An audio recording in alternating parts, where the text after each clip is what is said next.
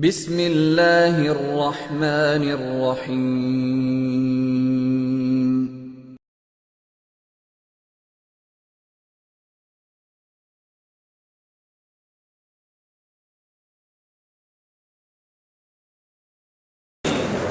الحمدللہ وحدہ لا شریک لہ والصلاۃ والسلام علی من لا نبی بعد۔ تکلیف کے متعلق 4 باتوں کا سمجھنا ضروری ہے۔ نمبر 1 تکلیف کا معنی، نمبر 2 تکلیف کے دلائل، نمبر 3 تکلیف پر ہونے والے اعتراضات اور ان کے جوابات، نمبر 4 ترک تکلیف یعنی تکلیف نہ کرنے کے نقصانات۔ تکلیف پر اعتراضات اور ان کے جوابات چل رہے تھے۔ میں نے تو اپنی ترتیب پر کچھ اعتراضات اور جوابات نقل کر کے اس سلسلے کو ختم کر دیا تھا، لیکن بعض ساتھیوں کو اس کے بعد پھر کچھ اشکال پیدا ہو گیا۔ وہ 2-3 سوال ہیں، میں اس کو نقل کر کے پھر آگے ترک تکلیف کے نقصانات پہ بات کرتے ہیں۔ ایک سوال یہ ہے کہ حضرت عیسیٰ علیہ السلام یا حضرت امام مہدی جب تشریف لائیں گے تو وہ کن کے مقلد ہوں گے؟ یہ وہ اشکال ہے جو غیر مقلدین اپنے اسٹیج پر بڑے شد و مد اور زور و شور سے کرتے ہیں۔ اگر ہر بندے کے لیے تقلید کرنا ضروری ہے تو عیسیٰ علیہ السلام کس کے مقلد ہوں؟ لیکن اس کا جواب تو بہت آسان ہے کہ عیسیٰ علیہ السلام تو نبی ہیں، اور نبی کسی کا مقلد تھوڑا ہی ہوتا ہے۔ حضرت عیسیٰ علیہ السلام جب نازل ہوں گے اور دنیا میں تشریف لائیں گے، ان کی نبوت ختم نہیں ہوگی، لیکن کام بحیثیت امتی کریں گے۔ اللہ جب کسی کو نبوت عطا فرماتے ہیں تو نبوت عطا فرمانے کے بعد نبوت واپس نہیں لیتے، نبوت تو اس کو ہمیشہ عطا فرماتے ہیں۔ نبی سے وصف نبوت جدا نہیں ہوتا۔ ہاں عیسیٰ علیہ السلام جب تشریف لائیں گے تو نبی ہونے کے باوجود بحیثیت امتی کام کریں۔ جس طرح مسجد اقصیٰ میں سید الانبیاء حضرت محمد مصطفیٰ صلی اللہ علیہ وسلم امام بنے، باقی انبیاء مقتدی بنے، تو یہ انبیاء حضور کے مقتدی تھے۔ اس کا معنی یہ تو نہیں کہ نبی نہیں تھے، نبی بھی تھے اور سید الانبیاء کے مقتدی بھی تھے۔ جس طرح ہم کہتے ہیں کہ حضور اکرم صلی اللہ علیہ وسلم نبی الامت بھی ہیں اور نبی الانبیاء بھی ہیں، تو جب رسول اکرم صلی اللہ علیہ وسلم نبی الامت ہے، اس کا معنی کہ امت کے حضور نبی ہیں، تو جب کہیں گے نبی الانبیاء ہیں، اس کا معنی ان انبیاء کے نبی ہیں۔ تو جب آدمی کسی کو نبی مانے تو اس کا امتی بن جاتا ہے، تو ان انبیاء کے حضور اکرم صلی اللہ علیہ وسلم کا اگر کلمہ پڑھ کے امتی بن بھی جائیں تو اس کا نبوت ان سے ختم نہیں ہوتا۔ اس لیے حضرت عیسیٰ علیہ السلام جو کہ خود نبی ہیں، ہاں بحیثیت امتی وہ کام فرمائیں گے۔ یہ بالکل ایسے ہی ہے کہ جیسے صحابہ کرام رضی اللہ عنہم اجمعین حضور اکرم صلی اللہ علیہ وسلم کے امتی ہیں، صحابی ہیں اور بہت بڑے بڑے مجتہد بھی ہیں۔ ہم یہ کبھی نہیں کہتے کہ اجتہاد اور مجتہد مطلق کا دروازہ بند ہو گیا ہے۔ مجتہد مطلق کا دروازہ کھلا ہے۔ ہاں زمینی حقائق بتاتے ہیں، وہ صلاحیتیں عادتاً مفقود ہیں جس سے مجتہد مطلق پیدا ہوتا ہے۔ مجتہد مطلق کہ جو اپنے اصول بھی نکالے اور ان اصولوں سے فروع بھی نکالے، اب امت میں ایسے فرد کا پیدا ہونا بظاہر ناممکن نظر آتا ہے۔ جو آدمی بھی آج اجتہاد کا دعویٰ کرتا ہے وہ پہلے کسی آدمی کا لکھا ترجمہ پڑھتا ہے، کسی آدمی کی لکھی تفسیر پڑھتا ہے، پہلے کسی آدمی کی لکھی احادیث کی شرح پڑھتا ہے، کسی آدمی کے اصول حدیث پڑھتا ہے، کسی کے اصول فقہ پڑھتا ہے، پہلے کہیں سے پڑھتا رہتا ہے، اور جب اس کو کچھ سبق یاد ہو جائے تو پھر جن سے پڑھتا ہے انہی کے اوپر تردید کرتا ہے، اور اس کا مطلب ہوتا ہے بندہ محقق اور مجتہد ہے۔ ہمارے یہاں مجتہد اور محقق کا معنی کہ یہ ناقد ہے، کسی کو بخشتا نہیں ہے، اور جس کی کتاب پڑھتا ہے اسی کے اوپر اعتراض کرتا ہے۔ اس لیے تو شیخ سعدی شیرازی رحمۃ اللہ علیہ فرماتے ہیں، سعدیہ شیرازیہ مد سبق کمزادرا کم ذات عاقل کنت گلا کنت استاد را۔ سعدیہ شیرازیہ مد سبق کمزادرا کم ذات عاقل کنت گلا کنت استاد را۔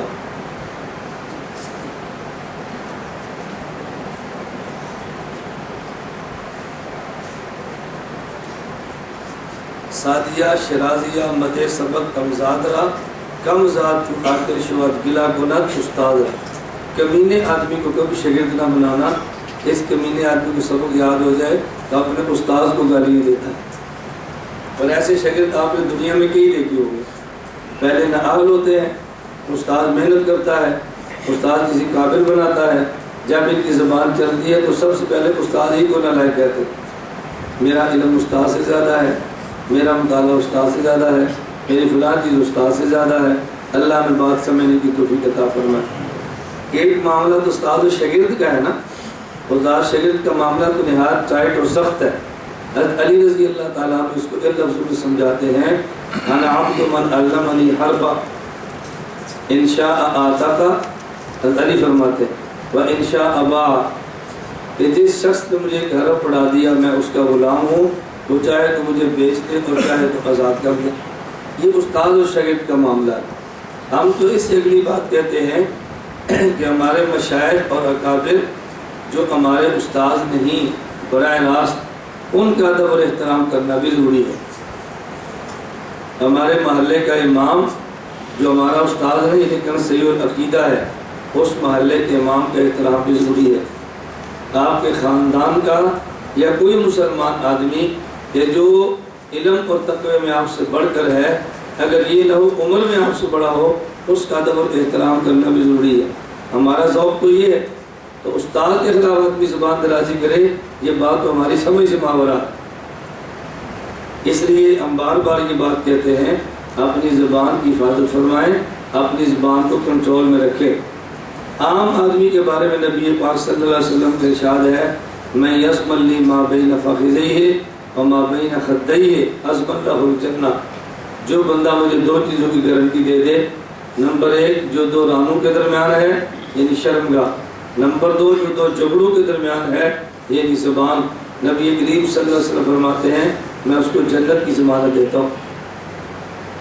اور ان دو چیزوں کی حفاظت بہت مشکل ہے، بلکہ ہم سے کوئی پوچھے تو میں کہتا ہوں شرمگاہ کی حفاظت آسان ہے، زبان کی حفاظت مشکل ہے.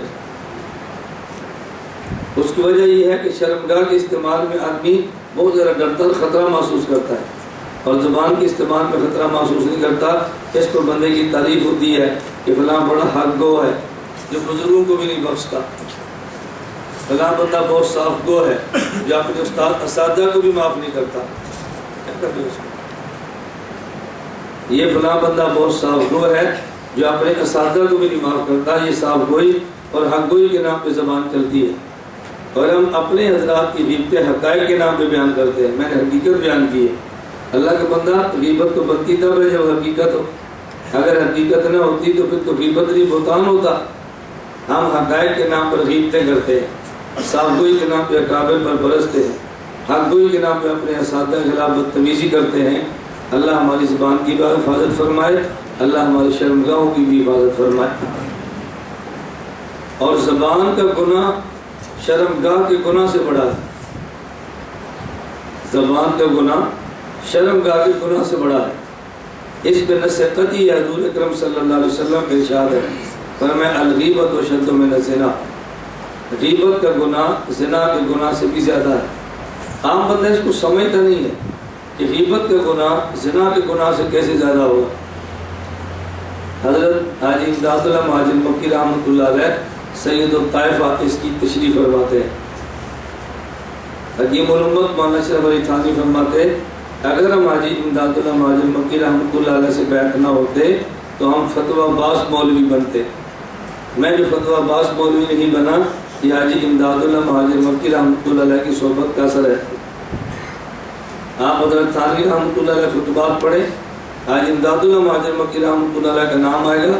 حضرت تھانوی رحمۃ اللہ وہ گفتگو پہ گفتگو، فضائل پہ فضائل، مناقب مناقب، ایسا لگتا ہے جیسے بندہ مست ہو گیا حاجی صاحب کے نام. کتنے واقعات حضرت کو شروع فرماتے ہیں نا، حاجی صاحب یہ خوبی تھی، یہ خوبی تھی، یہ خوبی. میں ایک بات بار بار گزارش کرتا ہوں کہ کسی بندے کو شیخ بنانے میں استشارہ استخارہ سے کام لو. جتنی چیزیں استشارہ استخارہ، استخارے کا معنی اللہ سے مشورہ ہے اور استشارے کا معنی بندوں سے مشورہ ہے. ہمارے لفظ اور ہمارے لفظوں کا ترجمہ سمجھا کرو. ہم ایسا ترجمہ کرتے ہیں کہ جاہل بھی سمجھتا ہے، مرد کیا عورتیں بھی سمجھتے ہیں، جوان کیا بوڑھے بھی سمجھتے ہیں۔ زبان ایسی عامیانہ استعمال کرو کہ اس کو آسان سے آسان بات کرو تاکہ آسان سے آسان لوگ بات کو سمجھیں۔ استخارہ استخارے کا ترجمہ کر لو گے نا، استخارے کا معنی اللہ سے مشورہ، استشارہ کا معنی بندوں سے مشورہ۔ مجھ سے کچھ آدمی کہے تو میرا ذوق یہ ہے ہم استشارہ کو استخارہ پر ترجیح دیتے ہیں۔ کیوں؟ جس سے مشورہ کیا وہ جواب دیتا ہے، سن لیتے ہیں اور اللہ سے خیر مانگتے ہیں۔ اللہ کا فیصلہ کبھی نظر نہیں آتا، پھر اپنے ذوق سے فیصلہ کرنا پڑتا ہے۔ اس لیے ہم تو استشارے کو استخارے پر بھی ترجیح دیتے ہیں۔ میں اپنے ذوق کی بات کرتا ہوں، ہر آدمی کا اپنا ذوق ہے۔ جب شیخ چننے میں تاخیر کرے، جلدی کی ضرورت نہیں ہے، لیکن جب شیخ چن لیں، حضرت حکیم الامت مولانا صاحب علی تھانوی رحمۃ اللہ فرماتے، یہ بات سمجھنا، فرماتے ہمیں فیض حاجی امداد اللہ مہاجر مکی صاحب سے ملا ہے۔ اگر آج ہم قبر سے باہر جنید بغدادی بھی آ جائیں، ہم ان کی طرف نگاہ اٹھا کر بھی نہیں دیکھیں گے اگر پاس حاجی صاحب بیٹھے ہوئے تھے۔ کیوں؟ حضرت جنید بغدادی بہت بڑے آدمی ہیں، لیکن ہمیں فیض تو حاجی صاحب سے ملا ہے۔ آپ بتائیں، ایک طرف آپ کی والدہ بیٹھی ہو جو ان پڑھ ہو، جاہل ہو، والدہ محترمہ بیٹھی ہوں، اور ایک طرف کسی بڑے خاندان کی بہت بڑی عورت بیٹھی ہو، آپ کدھر رخ کریں گے؟ اپنی امی جان کی طرف۔ امی کا حق ہے، امی نے ہمیں پیٹ میں رکھا ہے، پالا ہے، پوسا ہے، ہماری خدمتیں کی ہیں، امی کا حق ہے۔ اپنی ماں کی خدمت کبھی نظر انداز نہ کرنا، اللہ گواہ۔ ماں کی خدمت کو نظر انداز کرو گے دنیا میں ذلیل ہو جاؤ گے۔ ماں کی دعائیں لو تو مزے کرو گے۔ ماں جیسی بھی وہ ماں ہوتی ہے، میں تو جاہل ان پڑھ کی بات نہیں کرتا، ماں فاسق بد کردار ہو تب بھی ماں ہے۔ ایک معاملہ اس کا اور خدا کا ہے، وہ اس کا معاملہ آپ کا نہیں ہے۔ ایک معاملہ آپ کا، میرا اور میری ماں کا ہے۔ میری ماں جیسی بھی ہے وہ میری ماں ہے، بس میرے ذمہ میں اس کی اطاعت ہے، خواہ وہ جاہل ہو، خواہ وہ فاسق ہو، خواہ وہ ولی ہو، خواہ وہ بد کردار ہو، خواہ تہجد گزار ہو، خواہ بے نماز ہو۔ ماں تو ماں ہوتی ہے، ماں پر کیا بات کرنی؟ باپ تو باپ ہوتا ہے، باپ پر کیا بات کرنی؟ ہمیں تو حرف آ جائے، تو لفظ آ جائے، ہم بکنا شروع کرتے ہیں کہ میری ماں سی اور میرا باپ آسا۔ اللہ میں بات سمجھنے کی توفیق عطا فرما۔ حضرت حاجی صاحب کے بارے میں جب لفظ آتے، حکیم الامت مولانا تھانوی رحمۃ اللہ علیہ اس قدر ان کی زبان میں تعریفیں کرتے کہ بندے کو سن کر تعجب ہوتا ہے۔ حضرت ایک مولانا تھانوی رحمۃ اللہ علیہ کو میں خطبہ پڑھ رہا تھا، حاجی صاحب کا نام آیا تو میں دیکھو ہمارے حاجی صاحب کیسے باکمال ہیں۔ اس پر حکیم الامت تھانوی رحمۃ اللہ علیہ نے واقعات شروع کیے۔ ایک واقعہ بیان کیا، حضرت مولانا محمد قاسم نانوتوی رحمۃ اللہ علیہ ابھی زمانے طالب علمی تھے میں تھے، عالم اور مولانا نہیں بنے تھے اور شہرت بھی نہیں تھی۔ حضرت حکیم حاجی صاحب سے بیعت ہوئے، حاجی صاحب رحمۃ اللہ علیہ نے مولانا قاسم نانوتوی رحمۃ اللہ علیہ کو فرمایا کہ مولوی قاسم، جو مجھ سے مرید بنتا ہے وہ خط لکھتا ہے، اپنے حالات لکھتا ہے، تم اپنے حالات کبھی نہیں لکھتے مجھے۔ حضرت نانوتوی رحمۃ اللہ علیہ عرض کرنے لگے، حضرت میں نے حالات ہوں تو لکھوں نا، میرے حالات ہیں نہیں، میں کیا لکھوں، مجھے لکھتے بھی شرم آتی ہے۔ فرمایا پھر بھی کچھ تو بتاؤ۔ مولانا قاسم نانوتوی رحمۃ اللہ علیہ عرض کرنے لگے، حضرت آپ نے مجھے اذکار دیے ہیں کہ ذکر کیا کرو، اور جب میں ذکر کرتا ہوں تو مجھے یوں محسوس ہوتا ہے کہ جیسے میرے اوپر ایک پتھر کی چٹان رکھ دی گئی ہے، اتنا بوجھ محسوس ہوتا ہے۔ اب میں حالت آپ کو کیا بتاؤں، بہت نکما اور نالائق آدمی ہم جیسے ہوتے، استغفر اللہ، لا حول ولا قوت الا باللہ، کتنی گندی حالت ہے، کیسا آدمی ہے، اس کی زبان پہ ذکر چلتا ہی نہیں ہے۔ حاجی صاحب فرمانے لگے، مولوی قاسم مبارک ہو، اگر یہ حالت ہے، یہ حالت مبارک ہو۔ کیوں؟ پر میں لگتا ہے علوم نبوت کا فیض تمہاری طرف منتقل ہونے والا ہے۔ حاجی صاحب کی تعبیر دیکھو کیسی عجیب، پر میں علوم نبوت کا فیض تمہاری طرف منتقل ہونے والا ہے۔ دلیل کیا ہے؟ جب حضور اکرم صلی اللہ علیہ وسلم پر وحی آتی تو سردی ماتھے پر پسینہ آ جاتا، اونٹ پر کچھ چلے ہوتے وہ بیٹھ جاتا، کسی گرام پہ سر ہوتا تو یوں لگتا ہے ران ٹوٹنے لگا ہے۔ وہی کا نبوت پہ بوجھ آتا تھا، یہ جو تم ذکر کرتے ہو اور تمہیں چٹان کی طرح بوجھ محسوس ہوتا ہے، اس کا مطلب کہ علوم نبوت کا فیض منتقل ہو رہا ہے۔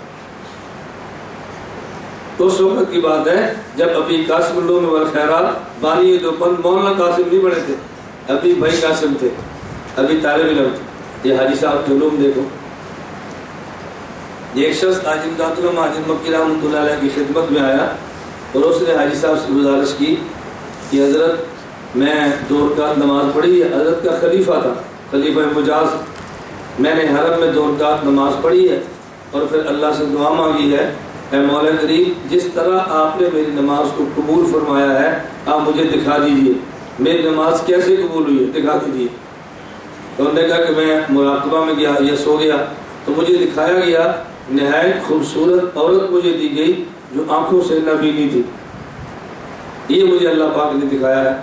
حاجی صاحب رحمۃ اللہ علیہ فرمانے لگے جو تم نے 2 رکعت نماز پڑھی تھی وہ آنکھیں بند کر کے پڑھی تھی؟ آنکھیں بند کر کے تو نہیں پڑھی؟ انہوں نے کہا جی حضرت آنکھیں بند کر کے پڑھی تھی. حاجی صاحب کے علوم دیکھو. فرمایا آنکھیں بند کر کے کیوں پڑھی تھی؟ انہوں نے کہا حضرت نماز میں وساوس خیالات بہت آتے تھے اس لیے آنکھیں بند کر کے نماز پڑھی تاکہ وساوس اور خیالات نہ. حاجی صاحب کا جواب سنو. حاجی امداد اللہ مہاجر مکی رحمۃ اللہ علیہ فرمانے لگے وساوس والی نماز جو سنت کے مطابق ہو اس نماز سے بہتر ہے جس میں وساوس نہ ہو اور خلاف سنت ہو. بتاؤ یہ بہت بڑا فقیہ بات کہہ سکتا ہے، عام مولوی کے بس میں نہیں ہے. وساوس اور خیالات والی نماز جو مطابق سنت ہو اس نماز سے بہتر ہے جو وساوس اور خیالات والی نہ ہو لیکن خلاف سنت ہو. ثانی فرماتے ہیں ہم ایسی حاجی صاحب کی بیعت نہیں ہوئے، ہم نے بہت کچھ وہاں پہ دیکھا ہے. ہم ایسی بیعت نہیں ہوگی کہ ہم نے بہت کچھ دیکھا ہے. میں بتا یہ رہا تھا کہ جب تک یہ مزاج نہ بنے اللہ کی قسم علوم میں برکت نہیں آتی. میں کس دکھ و درد کے ساتھ تمہیں یہ بات سمجھاؤں کہ جب تک آدمی کا یہ مزاج نہ بنے مشائخ کے ساتھ محبت اور عقیدت والا آدمی کے علوم میں برکت نہیں آتی. بس آدمی بک بک کرتا رہتا ہے، یخ مارتا رہتا ہے، اپنے علوم پہ ناچتا رہتا ہے. اللہ کے اس کے علوم کو قبولیت اور برکتیں نہیں ملا کرتی. اللہ رب العزت آپ کے علوم میں برکتیں عطا فرمائے اور اللہ آپ کی برکت سے ہمیں بھی قبول فرما لے. حاجی امداد اللہ مہاجر مکی رحمۃ اللہ علیہ فرماتے الغیبت اشد من الزنا کا مطلب ہے. حاجی صاحب کی تعبیر سنیں. گناہ غیبت کا یہ زنا کے گناہ سے بڑا گناہ کیوں ہے؟ حاجی صاحب فرمانے لگے اللہ اکبر. فرمایا غیبت کا منشا جا ہے اور زنا کا منشا با ہے. غیبت کا منشا جا ہے، حب جا. اگر آدمی خود کو بڑا نہ سمجھے تو دوسرے غیبت کیوں کرے گا؟ غیبت تبھی کرتا ہے جب خود کو بڑا سمجھتا ہے اور دوسرے کو حقیر سمجھتا ہے. اور آدمی زنا کب کرتا ہے؟ جب آدمی کے اندر شہوت بھڑکتی ہے تو زنا کرتا ہے. اگر شہوت نہ بھڑکے تو زنا کیسے کرے گا؟ رسول اکرم صلی اللہ علیہ وسلم فرمایا من استطاع منکم الباءۃ فلیتزوج ومن لم یستطع فعلیہ بالصوم فإن له وجاء. حضور پاک صلی اللہ علیہ وسلم نے فرمایا شہوت ٹوٹ جائے گی روزے سے، زنا کی نوبت نہیں آئے گی. یا روزے رکھو یا بیویاں رکھو، دونوں میں سے ایک چیز ضرور رکھو. جس کے بعد بیوی نہ ہو اور روزہ بھی نہ ہو یہ یا تو پریشان ہوگا یا کچھ نہ کچھ کرے گا. وہ سمجھ دو ہماری بات. دو میں سے ایک چیز رکھو، یا بیوی رکھو یا روزہ رکھو. اور بہت حالات خراب ہو تو دونوں چیزیں رکھو. حاجی صاحب رحمۃ اللہ علیہ کے جواب دیکھیں کتنا مقبول ہے. کیا فرمایا؟ غیبت کا منشا جا ہے اور زنا کا منشا با ہے. اور با یہ جا سے چھوٹا مرض ہے. با یہ جا سے چھوٹا مرض ہے، لہذا زنا غیبت سے چھوٹا مرض ہے. ان کے منشا کی وجہ سے. منشا بڑا ہو تو اس کا نتیجہ بڑا ہوتا ہے، منشا چھوٹا ہو اس کا ثمرہ بھی چھوٹا ہو. شہوت کا مرض بہت جلدی ختم ہو جاتا ہے، بہت جلدی. کوئی آدمی کسی لڑکی کو تاڑ رہا ہو نا، اس کو پوچھو کہ پیچھے تھانے دار آ گیا، اس کی شہوت ختم ہو جائے گی. ہاں ایسے ہے کہ تھانے دار تو دور کی بات ہے کہ سڑک پہ لڑکا تاڑو کرو استاد جی آ گئے ہیں، اسی سے ختم ہو جاتی ہے. شہوت کتنی سی حیثیت ہے بتاؤ، یہ جرم ہے. کتنی جلدی دیکھو ختم ہو گئی. اور جا یہ بڑھتی ہے، آدمی بیمار ہو تب بڑھتی ہے. کانٹا چوبے شہوت نکل جاتی ہے لیکن کانٹا چوبے جا نہیں نکلتی. ہسپتال میں مریض پڑا ہوتا ہے تب بھی اس کو جا کی فکر ہوتی ہے. مر رہا ہوتا ہے بندہ تب بھی جا کی فکر ہوتی ہے. مصلی پر تلاوت کر رہا ہوتا ہے تب بھی جا کی فکر ہوتی ہے. اسٹیج پہ دین بیان کر رہا ہے تب بھی جا کی فکر ہے. طواف کر رہا ہے تب بھی جائے بہت خطرناک مرض ہے. اللہ ہم سب پر، اللہ رب العزت ہم سب کو بات سمجھنے کی توفیق عطا فرمائے. چلے بات لمبی ہوگی، میں ایک بات سمجھاتا ہوں، درمیان میں بہت ساری باتیں کہتا ہوں. میرے اپنے اندر مرض ہیں تو میں بیان کرتا ہوں، تو یہ ہوتا ہے چلو اپنے مرض تو ختم ہو گئے نا. تاکہ محمد حضرت تھانی فرماتے ہیں بھائی ہم تو واز کرتے ہیں اپنے امراض ختم کرنے کے لیے. جو اپنے اندر مرض ہوتا ہے اس کے خلاف بولنا شروع کرو، اللہ پاک ہمیں اپنے مرض سے تو جان چھڑا دے گا نا. اللہ ہم سب کی حفاظت فرمائے. تو حضرت عیسیٰ علیہ السلام نبی ہے، اور نبی کا کم از کم درجہ مجتہد کا ہوتا ہے. اس کے اوپر تو اشکال ہی فضول ہے. باقی رہ گیا مسئلہ امام مہدی کا. حضرت امام مہدی آئیں گے تو عیسیٰ علیہ السلام کے جانشین ہوں گے، عام بندے نہیں ہوں گے. وہ مجتہد ہو جائے تو بھی حرج نہیں ہے، اور کسی بڑے امام کی تقلید کر لے تو بھی حرج نہیں ہے. نمبر سوال، حضرت امام اعظم ابو حنیفہ رحمۃ اللہ علیہ مجتہد ہونے سے پہلے کس کے مقلد تھے؟ جب مجتہد نہیں تھے تو کس کے مقلد تھے؟ یہ بالکل ایسے ہی ہے کہ جیسے بندہ کو یہ کہے کہ 40 سال سے قبل جب نبی اعلان نبوت نہیں کرتا اس وقت امتی ہوتا ہے یا نبی ہوتا ہے؟ جب نبی اعلان نبوت نہیں کرتا تو نبی ہوتا ہے یا امتی ہوتا ہے؟ وصف نبوت اس کے لیے اس وقت بھی ہوتا ہے، لیکن اظہار 40 سال کے بعد وہ کرتا ہے جب اللہ سے وحی آ جاتی ہے. بات سمجھیں؟ حضرت امام اعظم ابو حنیفہ رحمۃ اللہ علیہ مجتہد ہونے سے پہلے کس کے مقلد تھے؟ یہ بالکل ایسی ہے کہ جب کبھی مسئلہ پیش آ گیا کسی اپنے استاد سے پوچھ لیا کرتے تھے. اور ہم نے پہلے کہا کہ مجتہد کی بات کو ماننا تقلید ہے، لیکن باقاعدہ فن فقہ ایجاد نہ ہونے کی وجہ سے تقلید کا لفظ ایجاد نہیں تھا. کیا ایک ساتھی مجھ سے پوچھ رہا تھا کہ مجتہد کو تو اجر ملتا ہے اجتہاد کا، لیکن غیر مقلدین کہتے ہیں مقلد کو اجر بالکل نہیں ملتا. یعنی کہ مجتہد نے جو اجتہاد کیا ہے یہ اجتہاد کس کے لیے کیا ہے؟ مجتہد نے تو اجتہاد کیا ہی مقلد کے لیے. اگر مقلد نے اس پر عمل نہیں کرنا تو مجتہد کو اجتہاد کرنے کا فائدہ ہی کیا تھا؟ یہ تو اجتہاد کس نے کیا کہ مقلد عمل کرے. حدیث معاذ اس بات پہ گواہ ہے، ان عرض لک قضاء بما تقضی یا معاذ. جب لوگ مسئلہ لے کر آئے تو پھر کیا کرو گے؟ انہوں نے کہا اقضی بکتاب اللہ، میں قرآن پڑھوں گا، قرآن سے پیش کروں گا. فإن لم تجد فی کتاب اللہ اقضی بسنت رسول اللہ، فإن لم تجد فی سنت رسول اللہ اجتہد برأیی. تو اجتہد برأیی کس کے لیے؟ اپنے لیے کسی اور کے لیے؟ تو اپنے اجتہاد تو نہیں کر رہا، یہ اجتہاد کر رہا ہے مقلد کے لیے. اس کو اجتہاد کرنے کا اجر ملے گا اور مقلد کو اجتہاد پر عمل کرنے کا اجر ملے گا. تو مجتہد کا اجر اور چیز کا ہے اور مقلد کا اجر اور چیز کا ہے. غیر مقلد، ایک اور سوال، غیر مقلدین کہتے ہیں کہ آپ کا فقہ حنفی پر چلنے کا دعویٰ غلط ہے، کیونکہ بعض مسائل میں آپ لوگ امام صاحب کے قول کی بجائے امام ابو یوسف رحمہ اللہ کا قول اور بعض مسائل میں امام محمد رحمہ اللہ قول اختیار کرتے ہو. تو فقہ یوسفی اور فقہ محمدی بھی ہوتی ہے. غیر مقلدین کا سوال تو یہ بالکل بجا ہے، لیکن یہ لا علمی کی وجہ سے پیدا ہوا ہے. فتاوی شامیہ کے مقدمے میں حضرت امام ابن عابدی رحمۃ اللہ علیہ نے امام ابو یوسف رحمۃ اللہ علیہ کا المطلب رابع یا اس کے تحت ایک مستقل امام یوسف رحمہ اللہ کا قول نقل فرمایا ہے. حضرت امام ابو یوسف رحمۃ اللہ علیہ فرماتے ہیں کہ جب بھی کسی مسئلے پہ میں امام صاحب سے اختلاف کرتا ہوں تو وہ میرا قول نہیں ہوتا، بلکہ امام صاحب کے 2 قولوں میں سے ایک قول کو ترجیح دیتا ہوں.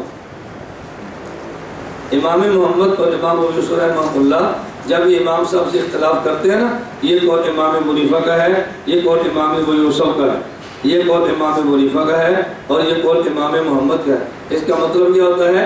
ایک مسئلے پر امام حنیفہ کے 2 قول ہوتے ہیں، ان میں سے ابو حنیفہ رحمۃ اللہ علیہ ایک قول کو ترجیح دیتے ہیں اور امام ابو یوسف امام صاحب ہی کے دوسرے قول کو ترجیح دیتے ہیں. تو یہ قول ابو یوسف نہیں، در حقیقت قول ابو حنیفہ ہے. یہ قول امام محمد نہیں، بلکہ در حقیقت قول امام اعظم ابو حنیفہ رحمۃ اللہ علیہ. یہ فتاوی شامیہ کے مقدمے میں اس کی وضاحت موجود ہے. تو یہ فقہ حنفی ہے، فقہ محمدی اور فقہ یوسفی نہیں، ابو یوسفی نہیں ہے.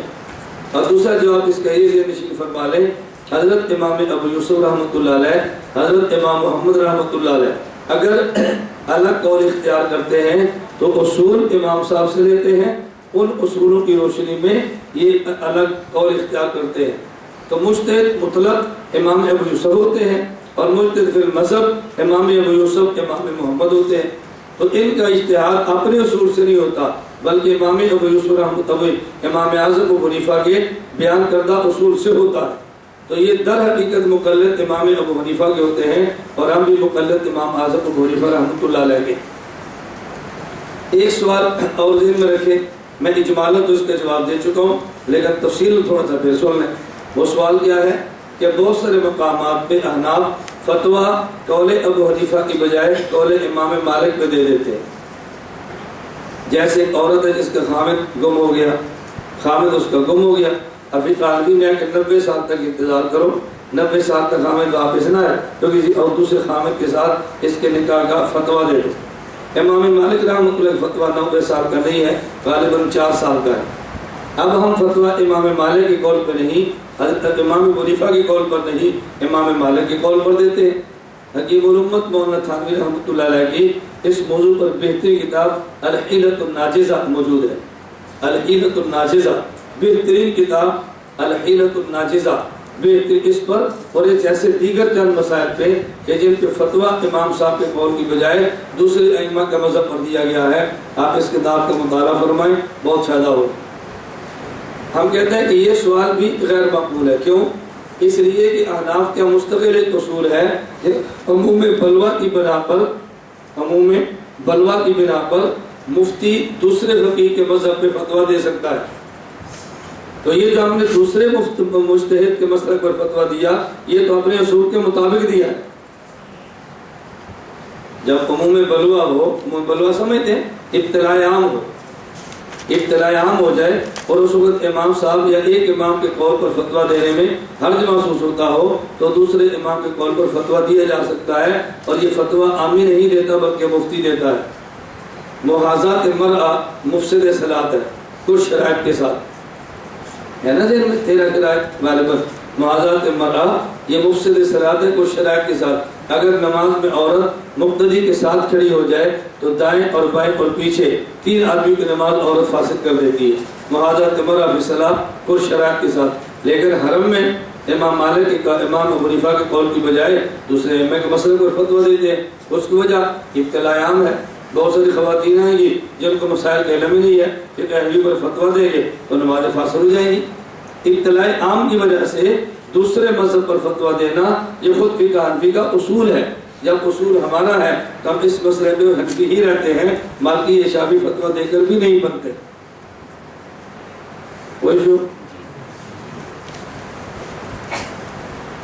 چوتھی اور آخری بات، ترک تقلید کے نقصانات۔ تقلید نہ کرنے کے نقصانات کیا ہیں؟ تقلید نہ کرنے کے نقصان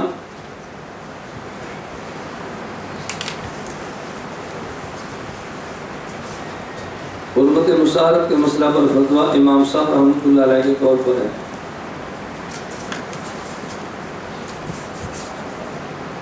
ایک نقصان دنیا میں، ایک نقصان قبر میں، اور ایک نقصان حشر میں۔ عالم 4 ہیں، عالم ارواح، عالم دنیا، عالم برزخ اور عالم حشر۔ کتنے عالم ہیں؟ 4۔ عالم ارواح، عالم دنیا، عالم برزخ اور عالم آخرت، 4 عالم ہیں بڑے بڑے۔ باقی عالم جو ہے وہ ان کے ضمن میں، بڑے عالم یہ 4 ہیں۔ عالم ارواح میں تو ترک تقلید پر بات کرنا ہی فضول ہے، کیونکہ عالم ارواح کا عالم ہے، اور بات عالم دنیا کی ہے جہاں پہ اعمال ہوتے ہیں، اور اعمال کا تعلق روح سے نہیں ہے، اعمال کا تعلق بدن سے۔ اس لیے الانبیاء احیاء فی قبورہم یصلون، اس کے تحت حضرت ملا علی قاری مرقات سے مشکات فرماتے ہیں ان حقیقت الصلاۃ تکون بالاشباء لا بالارواح۔ ان حقیقت الصلاۃ تکون بالاشباء لا بالارواح، نماز کا تعلق بدن سے ہوتا ہے، روح سے نہیں ہوتا۔ اس لیے ہم کہتے ہیں کہ نبی کا بدن نماز پڑھتا ہے۔ تو ایک عالم ارواح وہاں صرف روح کا معاملہ ہے، عالم دنیا میں ابدان کا معاملہ ہے، عالم قبر میں ابدان ارواح دونوں کا معاملہ ہے، عالم آخرت میں ابدان ارواح دونوں کا معاملہ ہے۔ تو ترک تقلید کا ایک نقصان عالم دنیا میں، دوسرا نقصان عالم قبر میں، اور تیسرا نقصان عالم آخرت میں۔ دنیا میں نقصان سنیں، غیر مقلدین کے ہاں تقلید شرک ہے، ہمارے ہاں تقلید کرنا ایمان ہے۔ اب تقلید نہ کرے تو نقصان کیا ہوگا؟ ایک آدمی کا والد بیمار ہو گیا، ڈاکٹر صاحب فرماتے ہیں کہ اس کو 2 بوتل خون لاؤ، اس کو خون چڑھانا ہے، خون دینا ہے۔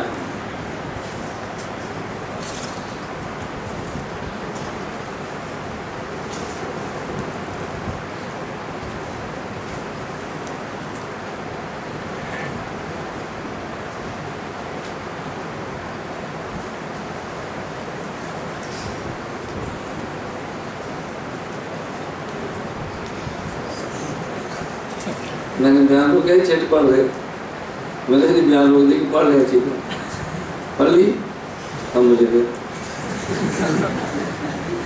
کیسے سادے لوگ ہیں، لکھی کسی نے ہے، جواب کسی نے دینا ہے، چسکا اس نے مارا۔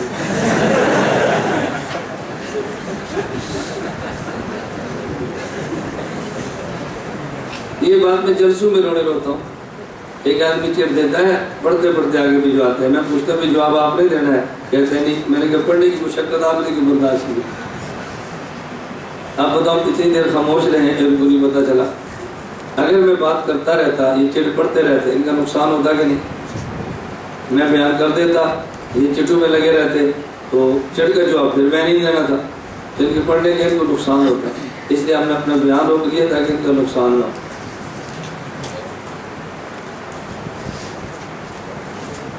اس کا بہت زیادہ خیال فرمایا کریں، جو آپ کا کام نہیں ہے وہ نہ کریں، جو آپ کا کام ہے وہ کریں۔ 6 دن سے تو میں یہی آپ کے 7 دن سے دن سازی کر رہا ہوں، آج 6واں دن ہے، 6 دن میں یہ دن سازی کر رہا ہوں۔ اپنے کام سے کام رکھو، دوسرے کام میں دخل نہ دو۔ اور آپ سامنے بیٹھ کر بھی نہیں سمجھتے، فقیرہ سامنے بیٹھا بزرگ پھر بھی نہیں سمجھتا۔ اس کا بہت خیال رکھیں۔ میں جو آپ خدمت میں گزارشات پیش کرتا ہوں نا، اس کو پلے باندھ لو، خدا کی قسم تمہیں جینے کا ڈھنگ آ جائے گا۔ آپ دیکھ لیں تمہاری کتنی مشکلات ختم ہو گئی۔ آپ اندازہ فرمائیں، میں جیل میں ہوتا، ساتھ میرا چھوٹا بھائی بھی ہوتا، باہر سے خط میرے چھوٹے بھائی کے نام پر آتا، ڈاکیہ مجھے آرڈر دیتا، میں کبھی بھی چھوٹے بھائی کا خط نہیں پڑھتا تھا، کبھی بھی۔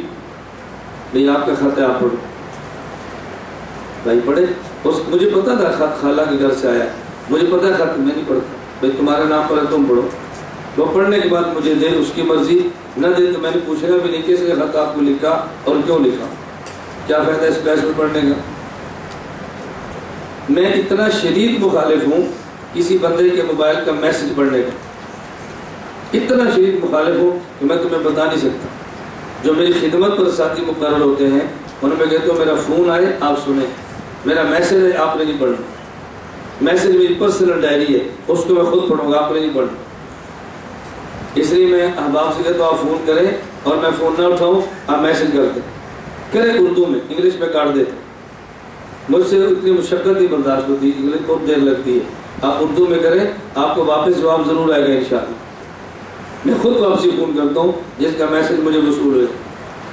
تو جو میری خدمت کا ساتھی ہوتے ہیں انہیں میں کہتا ہوں کہ آپ نے میسج میرا نہیں پڑھنا، اور مجھے یاد نہیں کہ میں نے آج تک کبھی بھی اپنے بیوی کے موبائل کو چیک کیا ہو، کبھی بھی۔ اگر ایسی بیوی پر اعتماد نہیں ہے اس کو فارغ کر دو، رکھنے کی ضرورت نہیں ہے، اور جب اعتماد ہے پھر اس پہ شک نہ کرو، اس سے بیڑا غرق ہو جاتا ہے کام۔ ہمارے موبائل پر کبھی میسج آتے ہیں ایسی لڑکیوں کے جن کا ہم نے نام نہیں سنا، جانتے بھی نہیں، اور بعض موبائل آتے ہیں شاید لڑکوں کے لڑکی بن کر کرتے ہیں، ایسے ہوتا ہے کہ اب بتاؤ اگر میرے موبائل پر ابھی 3 دن قبل کی بات ہے، میں آپ کو کاٹ دیے میسج ورنہ میں سناتا آپ کو، میرا تو یہ نہیں فرمار ہوتی ہے، میسج فرمار ہوتی ہے۔ ابھی ایک کا اشکانہ سا ایک میسج، دوسرا میسج، تیسرا میسج اس کے آ رہے ہیں۔ اچھا تھوڑی دیر بعد پھر ایک دوسرا میسج آ گیا، آپ بہن ہیں یہ کوئی بھی ہے، میں آپ سے معافی مانگتا ہوں، میں نے غلط آپ کو میسج کر دیا۔ مقصد کیا ہوتا ہے کہ چیک کرو، پھنس گئی تو پھنس گئی، نہ پھنسی تو نہ تھی۔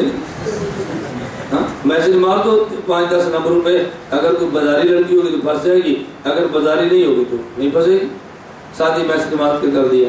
اب تو میرے موبائل پر میسج آیا ہے اگر میری بھی میرے موبائل کو پڑھے اس کے ذہن میں آئے گا نا کہ میرا شوہر کیسا ہے، لڑکی اس کو میسج کرتی ہے نہیں؟ تو جب مجھے کوئی لڑکی میسج کر سکتی ہے جس کا مجھ سے کوئی تعلق نہیں ہے، تو میرے بیوی کے نمبر پر بھی میسج آ سکتا ہے ایسے آدمی کے جس کا میری بیوی سے کوئی تعلق نہیں۔ اگر میں نے وہ پڑھ لیا تو میرے دل میں تو بات آئے گی یہ کون ہے یہ تمہیں میسج کرتا ہے؟ وہ کہے گی مجھ سے قسم اٹھا لو مجھے نہیں پتا۔ میں نے کہا اچھی بات ہے نہیں پتا، تیرا نمبر کیسے چلا گیا؟ رانگ نمبر تو مل جاتے ہیں، رانگ نمبر میسج بھی لے جاتے ہیں، تو کیوں اس بیوی کے نمبر پر میسج چیک کرتے ہیں؟ آج تک میں نے اپنی بیوی کے موبائل کو چیک نہیں کیا، آج تک۔ اس میں نمبر کتنے ہیں، اس میں میسج کون سا آتا ہے؟ اگر اعتماد نہیں ہے اس کو گھر سے فارغ کر دو، اور اگر اعتماد ہے اس کی موبائل کو چیک کرنا چھوڑ دو۔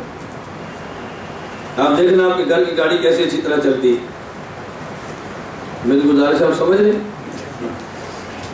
آپ میں سے کوئی بندہ آزما کر دیکھ لے، بعد میں مجھ سے نمبر لے لے میرے گھر والوں کا، اور اپنی ہمشیرہ اپنی بیوی سے کہہ دو 1000 کالیں کرے تو میری بیوی فون نہیں اٹھائے گی، 1000 کال کر لو۔ اس نے وہی نمبر اٹھانا جو نام لکھا ہوا ہے، جو نہیں لکھا اس نے فون اٹھانا ہی نہیں۔ تو اتنا جو اہتمام کرتی ہو اس پر یہ شک کرنا کہ اس کا موبائل چیک کرو کہ اس کا میسج آیا، جو اپنی زندگیاں برباد کرتے۔ میں یہاں متخصصین طلباء سے کہتا ہوں دیکھو کوئی بندہ دوسرے کا موبائل چیک نہ کرے، بس 7 موبائل پڑے 20 میسج آ گئے آنے دو، تم کیوں چیک کرتے ہو؟ بس اوقات کسی طالب علم کا میسج اس کی بہن کرتی ہے اور محبت کے ساتھ کرتی ہے۔ ہر بہن کا بھائی سے تعلق الگ ہوتا ہے، بعض گھروں میں بھائی بہنوں کا مزاج الگ ہے، بعض مزاج بالکل دوستانہ ہوتا ہے، ہر گھر کا ماحول الگ ہے۔ اب کسی بہن نے بھائی کو میسج محبت کے کر دیا، آپ کب آئیں گے، کوئی بھی لفظ کہہ دے تو دوسرا پڑے گا، دوسرے کا نمبر نوٹ کرو یہ کون سی لڑکی جس کو میسج کر رہی ہے، ادھر ملائے گی تو اس کی بہن نکلے گی۔ ہاں محسوس نہ کرنا، ادھر اس کی بہن نکلے گی۔ جب آپ اس کو فون کریں گے تو بہن اپنے بھائی کو فون کرے گی، یہ کسی رانگ نمبر سے مجھے بار بار میسج آ رہا ہے، دیکھو وہ کون ہے۔ وہ چیک کرے گا تو آپ کا نمبر ہوگا، آپ دونوں آپس میں لڑ پڑو گے کہ نہیں دوست؟ یہ قتل و غارت تک بات پہنچی ہے۔ جرم کہتا ہے کہ آپ نے میسج پڑھا۔ کبھی کسی کا میسج مت چیک کرو، مت موبائل دیکھو، چلنے دو۔ اگر کسی کا غلط بھی ہے ٹھیک ہے، تم اس سے کیا کرتے؟ کتنے گناہ میں کرتا ہوں، مجھے اپنے گناہوں پر یقین ہے کہ توبہ کروں گا معاف ہو جائے گا، لیکن اس کے گناہوں پر یقین نہیں ہے کہ اس کی توبہ بھی معاف ہو سکتی ہے۔ ہم جتنے بھی دلائل کے معافی کے دروازے کھلے ہیں اور کسی اور کے لیے کوئی معافی کا دروازہ نہیں۔ اس لیے میں بار بار گزارش کرتا ہوں انسانیت سیکھو۔ علوم آ جاتے ہیں، انسانیت نہیں آتی، انسانیت سیکھو۔ میری گزارش سمجھ رہے؟ اللہ آپ کو جزائے خیر عطا فرمائے۔ آپ نے پرچی پڑھی ہے، ہم نے 10 منٹ اور ترغیب کری۔ میں گزارش یہ کرتا ہوں آپ کے متعلقہ پرچیاں نہیں ہیں، بس جس کے متعلقہ پرچی ہے اس کو دو۔ یہ یہاں کی بات نہیں ہے، درس گاہوں کی، جلسوں میں، ہر جگہ آپ اس کا اہتمام کرو گے نا انشاءاللہ۔ کسی دوسرے کے ماں میں دعوت مت کرو۔ یہ جو آپ آئیں گے نا جی ہماری جوتی اٹھ گئی ہے، فلاں چیز اٹھ گئی ہے، میں اس لیے اس پر بات نہیں کرتا، کیوں؟ یہ 10 دن کے لیے آئے چلے جائیں گے، ان پر کیا مغز ماری کر دیں؟ آپ ہمارے پاس سال کے لیے تخصص کے لیے تشریف لائیں اور تخصص میں آپ بیٹھے رہے، تمہارا لاکھ روپیہ چوری ہو جائے میں اس کا ذمہ دار ہوں۔ میرے متخصصین میں اس کو چوری کرے میں اس کی گارنٹی دوں گا، میں اس کا تاوان ادا کروں۔ میرے پاس وقت تو گزارے نا، ہم کہتے ہیں کھلے پیسے پڑے رہنے دو پیسے۔ ہمارے میرے کمرے میں کھلی چیزیں پڑی رہتی، اتنی قیمتی چیزیں پڑی رہتی ہیں، 10 دن پڑی رہے کبھی اس کو اٹھا کر بھی نہیں رکھتے۔ صفائی کریں گے، صفائی کر کے وہیں رکھیں گے، یہاں استاد جی کی چیز پڑی ہے۔ اب 12 دن میں ہم آپ کو مناظرہ سکھائیں گے، مسائل سکھائیں گے، انسانیت سکھائیں گے، کیا کیا سکھائیں گے۔ اور ابھی چاول باقی ہے، ابھی اس چیز کا کوئی جواب نہیں آیا۔ آج جمعرات اللہ کرم فرمائے گا، جمعرات درویشوں کی ہوتی ہے، ابھی اور چاول آپ کے باقی ہے۔ میں پھر آپ سے گزارش کرتا ہوں علوم اللہ عطا فرمائے آپ کو، اور علوم میں اللہ برکتیں عطا فرمائے۔ بس انسانیت کا دامن کبھی نہ چھوڑنا۔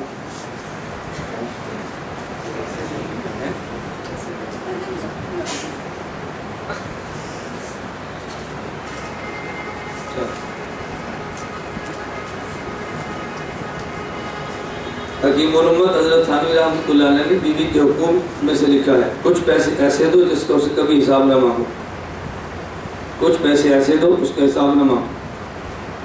میں اپنی بیوی کو دیتا ہوں، باقاعدہ مانگو، کہتا ہوں یہ پیسے تمہارے لیے، اپنے کسی دوست کو دینا چاہو، کارڈ بھجوانا چاہو بھجوا دو، کسی سہیلی کو کھلانا چاہو کھلا دو. بھائی جس طرح ہمارے دوست ہیں ان کی سہیلیاں نہیں ہیں, ہم اپنے جرانے نبھاتے ہیں اور بیوی کی سہیلیوں کا خیال نہیں کرتے. حضرت خدیجہ الکبریٰ رضی اللہ عنہا دنیا سے چلی گئی, توجہ رکھنا, دنیا سے چلی گئی. نبی کریم صلی اللہ علیہ وسلم کا مزاج یہ تھا, حضور کے گھر میں کبھی کوئی بکرا گوشت آتا, خدیجہ کی سہیلیوں کے گھروں میں بھیجتے, یہ میری خدیجہ کی سہیلی ہے, اور وہ دنیا سے چلی گئی. نبی اپنی بیوی کی سہیلی کا وفا خیال اس کی موت کے بعد بھی کریں اور ہم زندگی میں نہ کریں, یہ کون سا طرز نبوت ہے؟ ہم کس نبی کے بارے سے؟ بیوی کو تھوڑا سا ان کی سہیلیوں کے بارے میں کھلی سی آزادی دو. اور میں بڑی ترغیب دیتا ہوں, اپنی سہیلیوں کو بلایا کرو, جو تمہارے ساتھ پڑھتی ہیں ان کو بلایا کرو. بچپن کی سہیلیاں بلاؤ, ان کو ان کی خدمت کرو, بریانی کھلاؤ, کباب کھلاؤ, بوتلیں بلاؤ. ان کو ہدیہ دینا چاہو تو مجھے بتاؤ, میں تو تمہیں کھلی اجازت ہے اپنی سہیلیوں کو ہدیہ دینے. بتاؤ بیوی کا دل کیسے بڑا نہیں ہوگا؟ آپ جیلیں کاٹیں, دنیا بھر میں کام کریں, بیوی آپ کا ساتھ دے گی. آپ سنبھالیں نا اس کو, کیسے آپ کا ساتھ نہیں دیتے؟ میں کس کس مضمون پہ آپ کے سامنے رونا رہوں گا؟ یہ باتیں جب ہم خیال نہیں کرتے پھر پورے گھروں کا نظام برباد ہو جاتا ہے. اسی وجہ سے بحمد اللہ تعالیٰ دیکھ لو ہمارے کوئی الجھن نہیں, کس طرح تسلی اور سہولت سے کام چل رہا ہے, کوئی الجھن ہی نہیں ہے. میری 3 بیویاں ہیں اور انشاءاللہ اللہ تو بھی کتاب فرمائے گا, ہم نے چوتھی بھی کرنی ہے انشاءاللہ. مفتی ابوالبابا صاحب آ رہے ہیں, انہوں نے مجھے چوتھی بیوی کے لیے ہدیہ پہلے دے دی ہے, میری چوتھی کا بھی ہدیہ رکھ لو. ہماری 4 بہنوں کو گو تمہارے اس بھائی نے دیا جس کو تم نہیں جانتے. میں نے نہیں جانتے, تاریخ سے جو وابستہ اس کی بیوی تو تاریخ سے وابستہ ہوتی ہے نا, وہ کیوں نہیں جانتی؟ وہ جانتی ہے. اللہ میں بات سمجھنے کی توفیق عطا فرمائے. چلو میں گزارش کر رہا تھا کہ باپ بیمار ہو گیا, عنوان آج پورا کریں. والد بیمار ہو گیا, اب اس کو خون کی ضرورت ہے. غیر مقلد بیٹا ہے, اپنے مولوی کے پاس گیا تو مولوی جی میرے ابو جی بیمار ہیں, ڈاکٹر کہتا ہے کہ ایسا کرو کہ آپ 2 بوتل خون لاؤ, قرآن و حدیث سے ثابت ہے. مولوی صاحب نے کہا نہیں, اپنے باپ کی 2 بوتلیں خون نکالو. کیوں؟ پچھلے لگوا کے خون نکالنا تو ثابت ہے, خون چڑھانا ثابت نہیں ہے. جب حضور پاک صلی اللہ علیہ وسلم کبھی بیمار ہوتے تو پچھلے لگوا کے خون نکالا کرتے تھے, تو سنت ہے خون نکالنا. ڈاکٹر سے کوئی اس باپ کی 2 بوتلیں اور نکال لو. اب بتاؤ, مولوی صاحب نے قرآن و حدیث کے مطابق فتویٰ دیا نا. وہ کہہ رہے جی میرا باپ مر رہا ہے, آپ کہتے ہیں نکال لو. ڈاکٹر کہتا ہے 2 بوتلیں اور دو. مولوی صاحب نے کہا کوئی قرآن حدیث میں نہیں ہے, باپ کو خون دو. اب ان کے قرآن حدیث میں تو ہے نہیں, یہ کیا کریں؟ اب اس ٹال کیا ہے, کسی نے کہا بھی مفتی حنفی کے پاس جاؤ, دار الافتاء جاؤ, مرکز اہل سنت والجماعت سرگودا جاؤ, وہاں تمہیں مسئلے کا حل ملے. پھنستے ہیں پھر ہمارے پاس آتے ہیں, ویسے نہیں آتے. اور ہماری تقریری بھی جب پھنستے ہیں تو کراتے ہیں, جب نہیں پھنستے پھر تقریریں نہیں کراتے.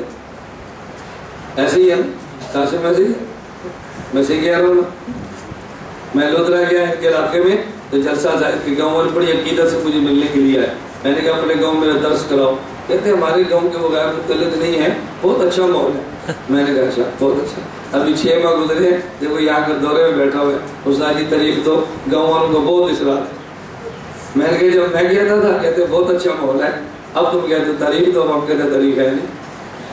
پہلے میں محنتیں کرتا تھا, اب گاؤں والے محنتیں کرتے. تو جب پھنستے ہیں پھر ہماری تعریف لیتے ہیں, جب نہیں پھنستے پھر کوئی تعریف نہیں لیتا. پھر وہ گوئیے, وہ شروع والے وہی مست ہے. اب میری بات کو سمجھیا, تو مولوی صاحب نے کیا فرمایا کہ 2 بوتلیں خون نکالو, یہ چڑھا دو اس کو, نہ نکالو. اور جب ہمارے عدالت تک پہنچا, ہمارے مفتی نے فرمایا بھی فقہ کی روشنی میں ایسی گنجائش موجود ہے کہ بیمار باپ کو 2 بوتلیں خون کی لگا دو تاکہ اللہ اس کو صحت عطا فرما دے. اب غیر مقلد کے لیے مسئلہ کیا ہے, اگر ہمارے مفتی کی بات مان کے تقلید کر لے گا تو ایمان چلا جائے گا. چلا جائے گا نا, تقلید تو شرک ہے, ایمان چلا جائے گا. اور اگر ہمارے مولوی صاحب کی بات نہ مانی تو اس کا باپ چلا جائے گا. ایسے ہے. تو یہ ترک تقلید کا نقصان ہے. اگر تقلید نہ کرے تو باپ جاتا ہے, اگر تقلید کرے تو اس کا ایمان جاتا ہے. اور حنفی اس کا ایمان بھی بچ جائے گا, باپ بھی بچ جائے گا. تقلید کا فائدہ ہوا نا, اور ترک تقلید کا کتنا بڑا نقصان ہے. دوسرا نقصان سمجھو, لڑکا کہاں رہتا ہے؟ لاہور میں. جس لڑکی سے نکاح کو دل کرتا ہے وہ رہتی ہے انگلینڈ میں. یہ کھانسنا شروع کر دیا کہ اللہ تمہاری کھانسی سن لے. سن لے کا معنی سمجھتے ہیں؟ قبول کر لے. سماع ہمارا قبول ہوتا ہے نا. انک لا تسمع الموتیٰ میں بھی یہی معنی ہے. سمع اللہ لمن حمدہ بھی یہی معنی ہے. لو کنا نسمع بھی یہی معنی ہے. تو سماع کا معنی ایو دعائے اسمع، اس کا بھی یہی معنی ہے. کہ کتنے میں نے آیتیں حدیثیں سنا دی، پھر بھی کہتے ہیں کہ قرآن حدیث نہیں آتا. تو ہم کہتے ہیں اللہ تمہاری کھانسی کو سن لے. کیا مطلب؟ ہاں قبول فرما لے. قبول فرما لے. اللہ قبول بھی فرما لے اور جلدی تمہیں نتیجے عطا فرما لے. ایک آدمی تھا اور بیوقوف تھا، اور اللہ سے دعائیں مانگتا، اے اللہ مجھے گھوڑا دے. کیا دعائیں مانگتا؟ اللہ مجھے گھوڑا دے. وہ کی رات کو سفر کر رہا تھا اور ڈاکو آئے، انہوں نے گھوڑی کو چوری کر لیا. گھوڑی کو چوری کیا، ساتھ گھوڑی کا بچہ بھی تھا. اسی رات اس نے بچہ جنا. اب پہلی رات کا بچہ وہ چل نہیں سکتا تھا، یہ سڑک کے اوپر مل گیا. ان نے کہا اس بچے کو اٹھا ورنہ تجھے مارتے ہیں. اس نے جان سے ڈر سے گھوڑی کا بچہ اٹھا لیا اور ڈاکو کے ساتھ چل گیا. پھر تو پتہ کیا کہتا ہے؟ کہتا ہے اللہ تو سنتا تھا پر سمجھتا نہیں. اللہ تو سنتا تھا تو سمجھتا نہیں ہے. میں نے مانگا تھا گھوڑا اوپر بیٹھنے کے لیے، تو نے گھوڑی کا بچہ دیا میرے اوپر بیٹھنے کے لیے. میں نے کس لیے مانگا تو آپ نے کس لیے دیا. لیکن یہ وہ لوگ ہیں جن میں عقل کم ہوتی ہے، ان کے اوپر کفر کا فتویٰ نہیں لگاتے. یہ حکیم الامت تھانوی رحمۃ اللہ علیہ کی باتیں ہیں جو میں آپ کو سنا رہا ہوں. ہمارے اپنے علوم نہیں ہیں. ایسے کم عقل پر فتویٰ کفر کا نہیں لگاتے. آدمی مکلف بقدر عقل ہوتا ہے، جتنی عقل ہوتی ہے اتنا ہی مکلف ہوتا ہے. جب انشاءاللہ صفات کا مسئلہ آئے گا نا، اس پر میں آپ کو پھر مثالیں در مثالیں دوں کہ آدمی عقل کے بقدر مکلف ہوتا ہے اور عقل سے بڑھ کے آدمی مکلف ہی نہیں ہوتا. حکیم الامت حضرت تھانوی رحمۃ اللہ نے ایک بڑی عجیب مثال دی ہے. فرمایا ایک مولوی صاحب بیان کیا، اللہ آنکھ سے پاک ہے، اللہ ہاتھ سے پاک ہے، اللہ کان سے پاک ہے، اللہ سب سے پاک ہے. ایک دیہاتی اٹھا، وہ کہتا ہے یہ اللہ ہے یا تربوز ہے؟ نہ کان ہے، نہ آنکھ ہے، نہ ناک ہے، کچھ بھی نہیں. الیاذ باللہ. تھانوی فرماتا ہے اس پر کفر کا فتویٰ نہ لگاؤ. کیوں؟ اس میں عقل ہی اتنی ہے، اس کی سمجھ میں بات آ ہی نہیں سکتی. وہ کیسا خدا ہے جس کی آنکھ نہ ہو؟ وہ کیسا خدا ہے جو سن نہ سکے، جس کا کان نہ ہو؟ وہ سمجھتا ہے کان کے بغیر کو سن سکتے ہی نہیں. اب اس پر کیا کفر کا فتویٰ لگاؤ گے؟ حکیم الامت تھانوی کی باتیں سنی. تھانوی رحمۃ اللہ علیہ یہ باتیں نقل کرنے کے بعد فرماتے مولوی صاحبان، اگر میں حاجی امداد اللہ مہاجر مکی کا مرید نہ ہوتا میں فتوی عباس مولوی بنتا. میں فتوی بائی سے رکا ہوں. یہ میرے حاجی صاحب کا کمال ہے. یہ میرے حاجی صاحب کا کمال ہے. میں پھر اس درد کو بار بار بیان کرتا ہوں، اپنے مزاج کو ٹھیک کرو، مزاج کو ٹھیک کرو. اللہ کی قسم مزاج ٹھیک ہو گیا، خدا علوم کی بارش تمہارے پر برسائے. آپ مزاج ٹھیک کر کے بولنا تو شروع کرو نا، پھر دیکھنا آپ کی زبان میں تاثیر کیسی ہوتی ہے، بات آپ کی دل میں اترتی کیسی ہے، قوم آپ کی گرد جمع کیسی ہوتی ہے. اللہ کی محبت دل میں آ جائے قوم عاشق بن جاتی ہے. اللہ کی محبت دل میں آ جائے خدا کی قسم قوم عاشق بن جاتی ہے.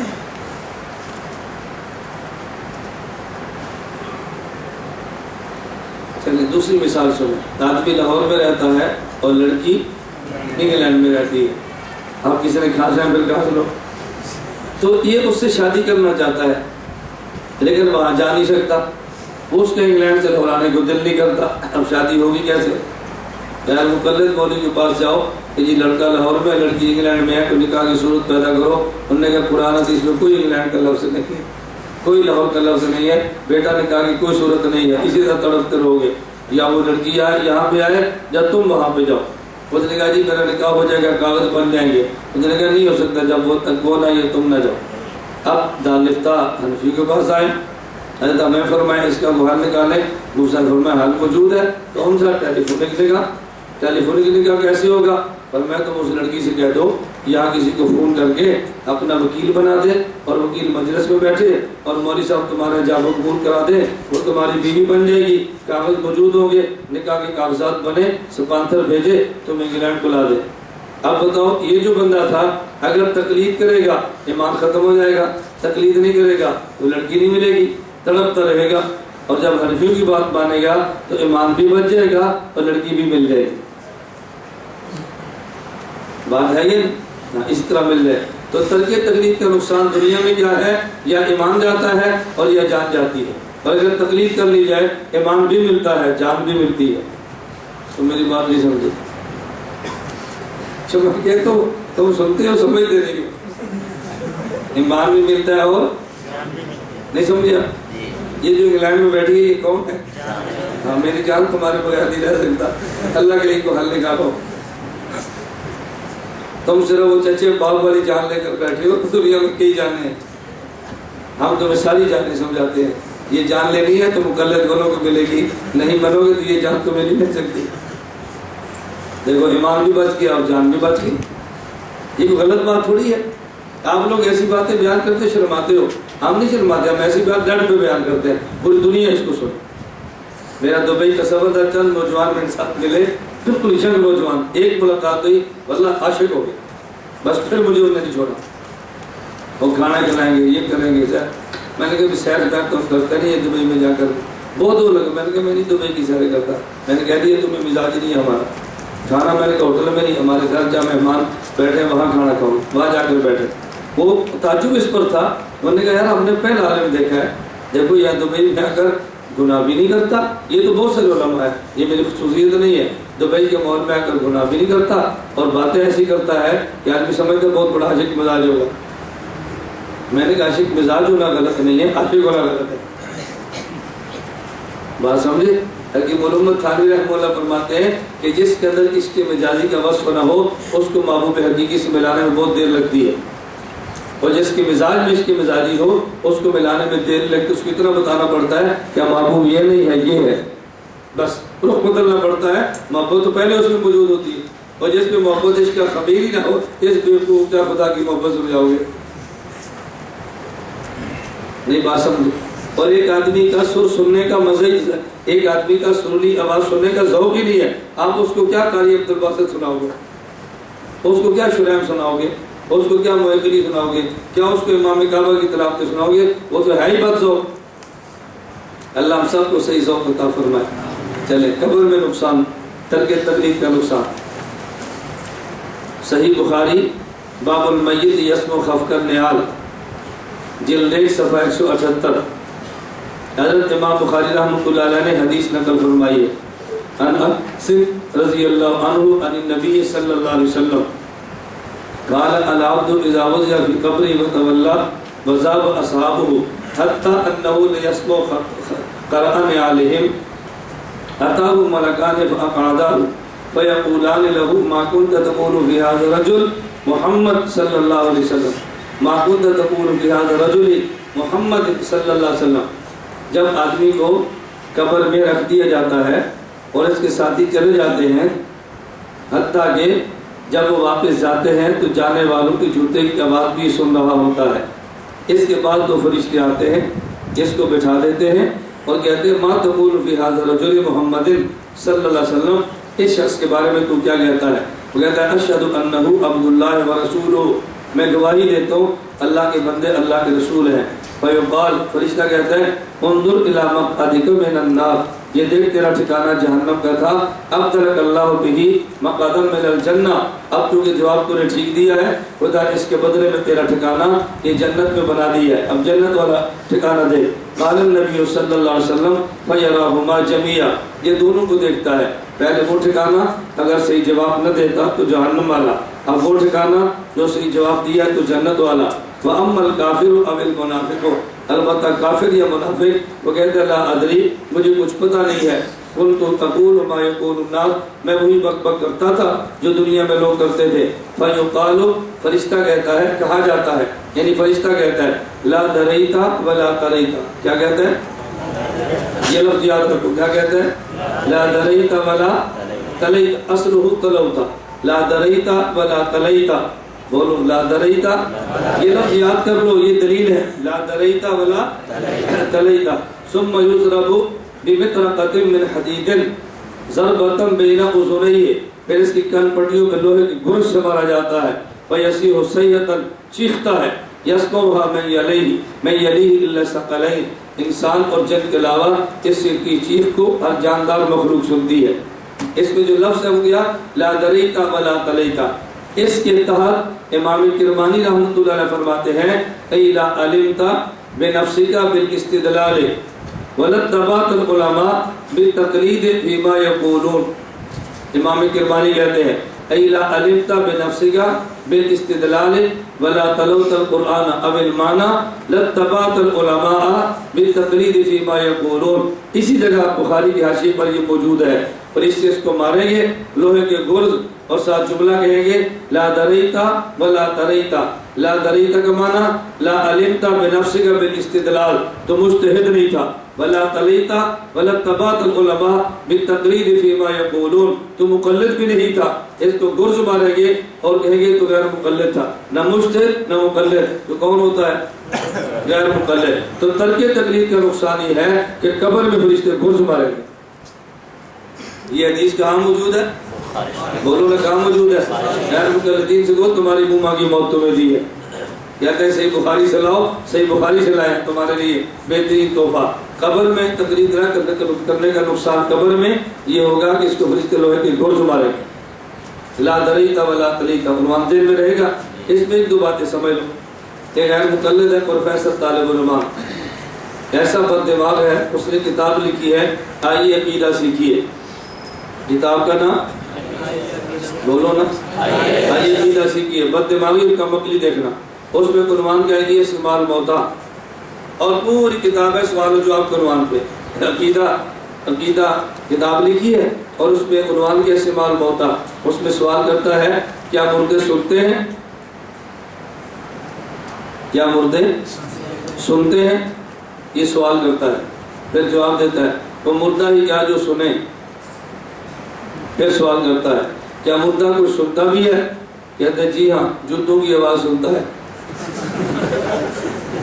اپنے کتاب آئیے عقیدہ سیکھیے. اچھا پھر اگلے صفحے پہ کیا مردہ بولتا ہے؟ کہتا ہے وہ مردہ ہی کیا جو بولے. مردہ نہ سن سکتا ہے نہ بول سکتا ہے. پھر بولتا ہے کیا کچھ بولتا بھی ہے؟ کہتے ہیں ہاں، جب لوہے کی گرد لگے تو چیختا ہے. باتیں نہیں سن سکتا، جوتے کی آواز سنتا ہے. بول نہیں سکتا، چیخ سکتا ہے. اب بتاؤ عقل کو داد دو. غیر مقلدین کی عقل کو داد دو. یہ میں نے حدیث صحیح بخاری کی پیش کی ہے. ساتھ ہی چٹ آ گئی ہے. مماتی کہتے ہیں اس کی سند ٹھیک نہیں ہے کیونکہ حدیث صحیح بخاری کی ہے. بابا کسی راوی کا نام لے کر بات کرو کہ فلاں راوی ٹھیک نہیں ہے. یہ پہلی بار آپ نے سنا کہ صحیح بخاری کی حدیث ہے جس کی سند ٹھیک نہیں. میں تو اس مسئلے پر مذکورہ حدیث کو پیش ہی نہیں کر رہا. میں تو اپنے مصبت پیش کیا ہے کہ ترک تقلید کا نقصان کیا ہے. عنوان سمجھ گئے نا؟ ترک تقلید. مماتی الگ پیش کریں گے، غیر مقلد الگ پیش کرے گا، اور بریلوی الگ پیش کرے گا. بریلوی اس حدیث کو پیش کرے گا حاضر و ناظر ہونے پہ. کہتے ہیں حضور صلی اللہ علیہ وسلم حاضر و ناظر ہیں. دلیل کیا ہے؟ فرشتہ کہتے ہیں ما تقول فی ھذا الرجل. اور ایک وقت سیکنڈ میں ہزاروں لاکھوں لوگ فوت ہوتے ہیں، لاکھوں لوگ. اس کا مطلب یہ ہے کہ ہر قبر میں حضور آتے ہیں. تبھی تو کہتے ہیں ما تقول فی ھذا. سوال سمجھے؟ ما تقول فی ھذا. اگر حضور مدینہ منورہ میں ہوتے، اس کی قبر میں نہ ہوتے، فرشتہ کہتے ہیں ما تقول فی ذالک. بتاؤ اس نبی اس شخص کے بارے میں. کہتے ہیں ما تقول فی ھذا، اس شخص کے بارے میں. اس سے پتہ چلا کہ حضور قبر میں ہوتے ہیں اور حاضر ناظر. جب آپ کے گاؤں میں یہ تقریر ہونی ہے نا، پھر آپ نے کہنا آتے محلے گمبر کا خون تلاش کرو، تاریخ لینی ہے. اور ویسے میں گزرتا بھی کہوں نا، آپ کے گھر رکیں گے، آپ کے مسجد میں رک جائیں تو تاجی بات سڑکتے نہ مل رہی ہے، بات سڑکتے نہ مل رہی. 5.5 بندے پسند نہیں کرتے، اور جب پھنس جاتے ہیں پھر کہتے ہیں تاریخ لو، اب ہمارا کیا بنے گا. عقیدے پر بیان کرو، کوئی نہ پرواہ کرو، بس اللہ تمہاری مدد فرمائے گا انشاءاللہ. اللہ بہت معافی کر دے گا. کی دلیل سنی، ہم نے کہا جواب سنو. اگر یہ دلیل اس بات کی ہے کہ حضور قبر میں ہے تو پھر قرآن کریم میں ہے یا ابراہیم علیہ السلام نے تردید کی ہے ان لوگوں کی جو ستاروں کی پوجا کرتے تھے. فلما جن علیہ اللیل رأى کوكبا قال ھذا ربی. کیا یہ رب ہے؟ ابراہیم علیہ السلام کے طرز تکلم دیکھو. وہ ستاروں کی پوجتے تھے نا. فلما جن علیہ اللیل رأى کوكبا قال ھذا ربی. آگے فلما افل قال لا احب الافلین. فرمایا یہ رب ہے. لیٹے سمجھتے ہو یہ ستارے خدا ہیں. اگر یہ خدا ہوتا تو ڈوبتا کیوں؟ ڈوبنے والا کبھی خدا نہیں ہوتا. ابراہیم علیہ السلام زمین پر ہے، ستارہ کروڑوں کلومیٹر کے فاصلے پر آسمان پر ہے، اور کیا کہتے ہیں ھذا ربی. فرشتے کہتے ہیں ما تقول فی ھذا الرجل. یہ جو آپ سمجھے فرشتے کہتے ہیں ما تقول فی ھذا رجل، بریلوی کہتے ہیں اگر حضور مدینہ منورہ میں تھے قبر میں نہیں تھے وہ کہتا ہے ما تقول فی ذالک رجل، ذالک کہتا ہے ھذا کیوں کہا؟ میں کہتا ہوں جب ستارہ آسمان پر ہے ابراہیم اسلام زمین پر ہے تو پھر ذالک ربی کہتے ہیں ھذا کیوں کہا ہے؟ سمجھئے؟ اب جواب سمجھو، اگر کوئی چیز دور ہو، اگر کوئی چیز دور ہو، دیکھنے والا رائی اور جس کو دیکھتا ہے مرئی، یہ دیکھنے والا اور جو چیز دیکھتا ہے رائی اور مرئی، اگر ان کے درمیان لمبا فاصلہ ہو اور درمیان میں حجاب نہ ہو تو پھر ذالک نہیں ھذا کہتے ہیں، پھر ذالک نہیں کہتے بلکہ ابراہیم علیہ السلام زمین پر ہے، ستارہ آسمان کروڑوں کلومیٹر دور ہے لیکن درمیان میں حجاب نہیں، پر میں ھذا ربی، یہ خدا ہے۔ حضور اکرم صلی اللہ علیہ وسلم مدینہ منورہ میں ہے اور میت اپنی قبر میں ہے، عالم برزخ کا مسئلہ ہمارے ان کے درمیان برزخ ہے، ان کے درمیان میں کوئی حجاب نہیں ہے، فرشتے کہتے ہیں ما تقول فی ھذا، کوئی شو دلے اخروی عذاب، ترک تکلیف کا آخرت میں نقصان کیا ہوگا؟ قرآن کریم سورہ ملک آیت نمبر 10، لو کنا نسمع او نعقل ما کنا فی اصحاب السعیر، لو کنا نسمع او نعقل ما کنا فی اصحاب السعیر۔ حضرت شاہ عبدالعزیز محدث دہلوی رحمۃ اللہ علیہ تفسیر عزیزی جلد 3 صفحہ 23 اس آیت کے تحت تعریف فرماتے ہیں کہ بعض مفسرین نے نسمع کو تقلید پر اور ناقل کو تحقیق اجتہاد پر معقول کیا۔ ان دونوں لفظوں سے یہی مراد ہے کہ یہ دونوں نجات کے ذریعے ہیں۔ لو کنا نسمع ای نقلد، لو کنا نسمع ای نقلد او ناقل ای نجتہد ما کنا فی اصحاب السعیر۔ شاہ عبدالمحدث دہلوی فرماتے ہیں اس آیت کا معنی یہ ہے اگر ہم دنیا میں مجتہد ہوتے یا مقلد ہوتے ہم آج جہنم میں نہ جاتے۔ جہنم میں جانے کا سبب ہم دلیل سے بات کو جانتے نہیں تھے اور دلیل والے کی بات کو مانتے بھی نہیں تھے۔ اب اجتہاد تقلید کا معنی سمجھ آیا؟ دلیل والے کی بات کو دلیل سے ہم جانتے نہیں تھے اور دلیل والے کی بات کو مانتے نہیں تھے۔ دلیل سے جاننے کا نام اجتہاد ہے اور دلیل والے کی بات ماننے کا نام تقلید ہے۔ تقلید بھی نہ کرے اجتہاد بھی نہ کرے تو دنیا میں یا ایمان جاتا ہے یا جان جاتی ہے، اور قبر میں گرز پڑتے ہیں اور حشر میں جہنم ملتی ہے۔ وہاں اس گناہ کا اعتراف تو کرے گا، اللہ فرمائیں گے سوف کر لے اصحاب السعیر فاعترفوا بذنبہم، آج گناہ کا اعتراف کیا ہے تباہ ہو جاؤ، ماننے کا وقت گزر گیا۔ دنیا دار العمل ہے، آج دار الجزا ہے۔ اللہ مجھے اور آپ کو مقلدین کو مجتہد کی بات بلا مطالبہ دلیل ماننے کی توفیق عطا فرمائے۔ آخر میں بات سنا کر اس پہ ختم کرتا ہوں۔ مظفر گڑھ ایک میرا بیان تھا تو بیان کے بعد ایک چٹ آئی، یہ تکلیف کو عنوان پہ ساجی آپ نے بیان کیا ہے، یہ تو تھوڑا سا لمبا بیان ہے اور مشکل بیان ہے، یہ ہمیں آسان سی مثال دیں، آسان تھی کہ جس کا میں آرام سے بات سمجھ آ جائے۔ میں نے ان سے کہا کہ دیکھیں آپ حضرات کے ہاں یہاں ٹرالیاں اور ٹریکٹر بہت ہوتے ہیں۔ انہوں نے کہا جی بالکل ہوتے ہیں۔ میں نے کہا ٹرالی کے پیچھے ایک جملہ لکھا ہوتا ہے، وہ جملہ یہ ہے، توجہ، وہ جملہ کیا ہے کہ پاس کر یا برداشت کر۔ میں نے کہا جو پاس کرنے کی طاقت رکھتا ہو، پاس کرنے کی طاقت رکھتا ہو اس کو مجتہد کہتے ہیں، اور جو برداشت کرنے کی ہمت رکھتا ہو اس کو مقلد کہتے ہیں، اور جو پاس کرنے کی طاقت بھی نہ رکھے اور برداشت کرنے کی طاقت بھی نہ رکھے اور برداشت کرنے کی ہمت بھی نہ رکھے تو ایسے شخص کو غیر مقلد کہتے ہیں۔ خود پگڑی باندھ نہیں سکتا، ہماری پگڑی اتروا نہیں سکتا، اندر ہی اندر چلتا ہے۔ دعات کا مسافہ کر نہیں سکتا، ہمارا دعات کا مسافہ رکوا نہیں سکتا، اندر ہی اندر سے چلتا ہے، اس شخص کو غیر مقلد کہتے ہیں۔ میری بات سمجھ گئے؟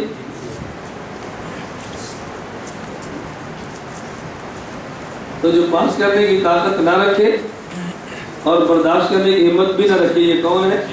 غیر مقلد۔ اور ایک دوسری ٹرالی ہے جس کے پیچھے لکھا ہوتا ہے ہارن دو راستہ لو، ہارن دو راستہ لو، جو کتاب دکھائے میں اسی کا، جو کتاب دکھائے، مجھے کتاب دکھائی ہے میں نے مذہب بدل دیا ہے۔ ہماری پنجابی کہتے ہیں جنہیں لائی گلی ادھر میں چل دی، یہ ہارن دو راستہ لو، ہم وہ بھی نہیں ہیں۔ اور ایک کسی ٹرالی جس کے پیچھے لکھا ہوتا ہے نہ چھیڑ مولانا، امریکہ آ جائے، افغانستان چل جائے، دنیا برباد ہو جائے، نہ چھیڑ لگا لو، ہماری 11ویں، ہمارے کل، ہمارے 40ویں، ہمارے عرس، ہمیں نہ چھیڑو، بس ہمیں اپنے خوراک پہ لگا رہنے دو، نہ چھیڑ لگا لو، یہ بھی ٹرالی ٹھیک نہیں ہے، ہارن دو راستہ لو، ہماری یہ بھی ٹرالی نہیں ہے، پاس کر یا برداشت کر ہماری پہلے نمبر والی ٹرالی ہے، مجتہد پاس کرتا ہے اور مقلد برداشت کرتا ہے۔ وآخر دعوانا ان الحمدللہ رب العالمین۔ ایک بزرگ سے بیعت ہوتے ہوئے کسی دوسرے بزرگ سے بیعت کرنا صحیح ہے یا نہیں؟ ایک بزرگ سے ہوتے ہوئے دوسرے سے بیعت نہیں کرنی چاہیے، ایک بزرگ سے بیعت ہوتے ہوئے دوسرے سے اصلاحی تعلق قائم کیا جا سکتا ہے، لیکن جس سے بیعت ہے اس سے پوچھ کر اطلاع کر دے کہ آپ سے رابطہ مشکل ہوتا ہے، میں فلاں سے اصلاح کا تعلق قائم کر لوں۔ ہاں اگر پہلے شیخ سے استفادے کی کوئی صورت نہ ہو، اپنا شیخ بدل لو۔ میرے شیخ اول کا نام حضرت فضیلت الشیخ مولانا عبدالحفیظ مکی دامت برکاتہم میں، میرا بیعت کا تعلق ان سے تھا، ملاقات کم ہوتی، استفادہ مشکل سے ہوتا تھا، ہم نے اپنا تعلق حضرت حکیم اختر دامت برکاتہم سے جوڑ لیا۔ میں نے کل بھی گزارش کی تھی کہ بیعت کے لیے ضروری ہے ایسے شیخ سے تعلق کام کرو کہ جس سے رابطہ بھی آسان ہو اور اس اور آپ کا مزاج بھی ملتا ہو۔ کیا عشق مجازی عشق حقیقی کی سیڑھی ہے؟ نہ، اللہ پاک عشق مجازی والی لعنت سے محفوظ رکھے۔ لعنت رحمت کی سیڑھی کیسے بن سکتی ہے؟ ایک ہوتا ہے عشق مجازی کے اندر مبتلا ہونا، ایک ہوتا ہے عشق بندے کے اندر مادہ پیدا ہونا۔ حکیم محمد تھانوی کی بات کا مطلب یہ نہیں ہے کہ جو عشق مجازی کے اندر مبتلا ہے اس کو عشق حقیقی بنانا بہت آسان ہے، مطلب یہ کہ جس بندے کے اندر عشق کا مادہ ہے اس بندے کو عشق حقیقی بنانا بہت آسان ہے۔ اس کا معنی یہ نہیں ہے کہ آپ کل سے شروع کر دو، اس لیے بھئی آج سال اس پہ چلتے ہیں، اگلے سال جلدی سلوک کے مراحل طے ہو جائیں، یہ کام نہ کرنا۔ غیر مقلدین کے ساتھ غیر مقلد ہونے پر وہ تحفہ میں ایک لڑکی دیتا ہے، تحفہ لے لیں غیر مقلد نہ ہو، تحفہ لے لیں لیکن غیر مقلد نہ ہو۔ مجھ سے کوئی ساتھی پوچھے نا غیر مقلد سے نکاح کرنے کا کیا حکم ہے، تو میں کہتا ہوں اگر ان کی لڑکی ہو تو نکاح کر لو، لڑکا ہو تو پھر نہ کرو۔ ساتھی پوچھتے اس میں دلیل، میں نے کہا بھائی قرآن نے لباس کہا ہے، خاوند اور بیوی کو ایک دوسرے کا لباس کہا ہے نا، اور بیوی کو فراش کہتے ہیں، فراش کا معنی چادر ہوتا ہے، چادر گندی نیچے ہو تو کام چل جاتا ہے، گندی چادر اوپر ہو تو پھر اچھا نہیں لگتا، جو نیچے گندی ہے تھوڑی سی اور گندی ہو جائے گی اور تو کچھ نہیں ہونا نا، اس لیے فراش بنانا ٹھیک ہے اور اس کے اوپر لٹانا ٹھیک نہیں ہے۔ بیوی بنتی ہے تو ٹھیک ہے، خاوند نہ بلا ہوا ہے غلط، اور بیوی بھی غلط ملے تو ہر کوئی قبول نہ کرے، کسی ہم جیسے ڈاکٹر کے حوالے کرو، ہم پہلے اس کا چیک اپ کریں گے پھر اس کا علاج کریں گے، مریض اس سے نکاح کرے گا تو مرض بڑھ جائے گا، ڈاکٹر علاج کرے گا تو اللہ اس کو شفا دے گا، ٹھیک ہے۔ اور اس پر میں ایک فقہی جزیہ پیش کرتا ہوں، اگر تصویر دیوار کے اوپر لٹکائی ہو تو مکروہ ہے، اور اگر نیچے بچھائی ہو تو گنجائش ہے، تو بعض چیزیں اوپر رکھنے سے مکروہ ہوتی ہیں، نیچے رکھنے سے ٹھیک ہوتی ہے۔ اگر نکاح خان ایک ملک میں ہو، منقوح اور منقوحہ دوسرے ملک میں ہو، اس طرح صورت کیسے بنائیں؟ نکاح خان کی ضرورت ہی نہیں ہے، نکاح خان کے بغیر کون سا نکاح ہوتا ہے؟ جاب قبول کرنا ہے، ایک لڑکا ملک میں ہے، دوسری لڑکی دوسرے ملک میں، ٹیلی فون پر وکیل بنائیں اور ایک کا خود موجود ہو، وکیل موجود ہو، مجلس میں بیٹھ کے نکاح ہو جائے گا۔ غیر مقلد کہتے فوات اور رحمت کے رحمۃ وسلم و ثبوت میں ہے کہ قرآن کا حکم ماننا تقلید نہیں، نبی صلی اللہ علیہ وسلم کی بات ماننا تقلید نہیں، مفتی سے پوچھنا یہ تقلید نہیں۔ اصل میں نے عرض کیا تھا کہ تقلید ایک خاص اصطلاح کا نام ہے، تقلید کا معنی ہے مجتہد سے بات بلا مطالبہ دلیل ماننا، تو قرآن مجتہد ہے جس کی بات ماننا تقلید ہوگی، حدیث مجتہد ہے جس کی بات ماننا تقلید ہے، اور تقلید تو ہے ہی وہ جو غیر واضح مسئلہ۔ میں نے اگلی رات خواب دیکھا، اگلی رات یا پچھلی رات جی اگلی رات خواب دیکھا، آپ اور میرے والد ایک جگہ کھڑے ہو اور مجھے حکم دے رہے ہو کہ بیٹا اس گاڑی میں بیٹھ جاؤ، میں نے انکار کر دیا، اب مجھے ڈر ہے کہ آپ کے حکم کی انکار کی وجہ ہلاک نہ ہو جاؤ، کیونکہ شیخ کا حکم ماننا در حقیقت اطیع اللہ و اطیع رسول ہے۔ نہیں بابا، خواب کی تعبیر پوچھا کرتے ہیں، اتنی جلدی پریشان نہیں ہوتے، اس کا مطلب یہ ہوتا ہے ہم آپ سے ایک کام لینا چاہتے ہیں اور آپ اس کام کرنے کے لیے تیار نہیں ہیں، اور بہتر ہے اپنے مزاج کو بدلو اور جو شیخ کہتا ہے اس پہ عمل کرو، اتنی سی تعبیر ہے۔ دارالامینیہ جس کا مقام ہے یہ مدرسہ اپنے حیاتیوں کا ہے یا مماتیوں کا؟ اسلام میں کچھ دورہ تفسیر ہو رہا ہے۔ دارالامینیہ مقام حیات والا ہمارا مدرسہ ہے، مولانا ہارون صاحب دامت برکاتہم بہت بڑے عالم ہیں اور بڑے شیخ طریقت ہیں، ان کے دورہ تفسیر پڑھنے میں کوئی حرج نہیں ہے۔ آخانیوں کے بارے میں تھوڑی سی وضاحت فرما دیں کہ عقائد کس قسم کے ہیں، جب ان کی باری آئے گی تو وضاحت بھی ہوگی انشاءاللہ۔ آپ نے قرآن کے لوگوں نے نص و حدیث بخاری میں حوالہ دیا ہے، وہ تو نص کے اندر نہیں ہے، اور غیر مقلدین ہمارے شورا کی بات مانتے نہیں ہیں۔ یہ دلیل ان کے سامنے کیسے پیش کر سکتے ہیں؟ غیر مقلدین کے لیے نہیں ہے، دلیل اپنوں کے لیے ہے۔ آپ خود سمجھیں، غیر مقلد کو تو آپ قرآن پڑھ کے دیں گے پھر بھی نہیں مانیں گے۔ ہمارے سب سے بڑی الجھن کیا ہے؟ ہمارے ساتھ یہ کہتے ہیں وہ نہیں مانتا۔ میں نے کہا یار یہ بات ہے کہ وہ نہیں مانتا، وہ مانتا ہے تو اس کی مرضی، نہیں مانتا اس کی مرضی، اب اپنی بات سمجھا دیں، مان لے گا تو ٹھیک ہے، نہیں مانے گا تو گرز کھائے گا۔ عرض ہے کہ گاؤں والی مسجد میں سونے والے طلبہ میں سے بعض طالب علم ایسے ہیں جو سونے کے وقت پر موبائل چلاتے ہیں اور دوسروں کی نیند خراب کرتے ہیں، رات کو دیر تک موبائل چلاتے ہیں، آپ ان کو تنبیہ کر دیں۔ میں نے کئی بار گزارش کی ہے کہ انسانیت سیکھو۔ میں نے آپ سے کہا نا، انسانی سیکھنے کا معنی یہ ہے کہ دوسرے ساتھی کا تنگ نہ کرو، اللہ کے لیے اپنی راحت کا بھی خیال کرو اور دوسروں کی راحت کا بھی خیال کرو، اس کا بہت زیادہ خیال فرمائیں۔ ہر بات میں قانون کو حرکت میں لانا ٹھیک نہیں ہوتا، آدمی خود سمجھ جائے تو زیادہ بہتر ہوتا ہے۔ اعلیٰ ذکر یعنی جمع ہے، اور اول اور الامر بھی جمع ہے۔ اس سے تقلید شخصی کی کیسے ثابت ہوتی ہے؟ تقلید شخصی اور تقلید وضاحت فرمائیں۔